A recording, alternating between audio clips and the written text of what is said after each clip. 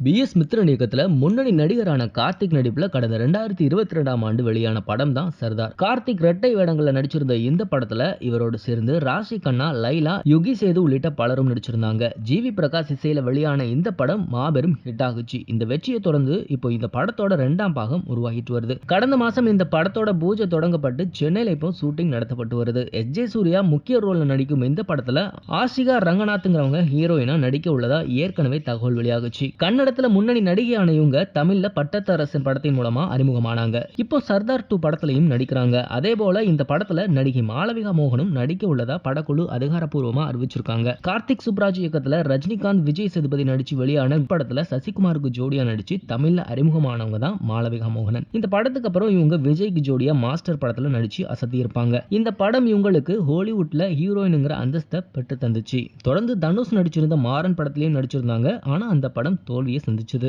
இப்படி படங்கள்ல பிஸியா நடிச்சிட்டு வரும் இவங்க சோசியல் மீடியா பக்கமும் ஆக்டிவா இருப்பாங்க. சில சமயம் அதுல தன்னோட கிளாமர் போட்டோவை போட்டு ரசிகர்களை குஷிப்படுத்துவாங்க. அதே போல சியான் விக்ரம் நடிக்கும் தங்கலான் படத்திலையும் நடிச்சிருக்காங்க மாளவிகா. சியான் விக்ரம் ஒரு வித்தியாசமான கெட்டப்ல இந்த படத்துல நடிச்சிருக்காரு. சோ இந்த படம் ரசிகர்கள் மத்தியில ரொம்பவே எதிர்பார்ப்பை ஏற்படுத்தி இருக்கு. இந்த படத்துக்கு அப்புறம் இப்போ கார்த்திக் சுப்ராஜ் இயக்கத்துல உருவாகும் சர்தார் 2 படத்துல முக்கிய கேரக்டர்ல நடிச்சிருக்காங்க. இது தொடர்பான அதிகாரப்பூர்வ அறிவிப்பை பிரின்ஸ் பிக்சர் நிறுவனம் வெளியிட்டிருக்காங்க. சோ இந்த மாதிரியான இன்ட்ரெஸ்டிங்கான சினிமா நியூஸ் பத்தின அப்டேட்டுகளை நீங்க உடனுக்குடன் தெரிஞ்சுக்கணும்னா மறக்காம நம்ம சினி மாடல் சேனலை சப்ஸ்கிரைப் பண்ணிக்கோங்க.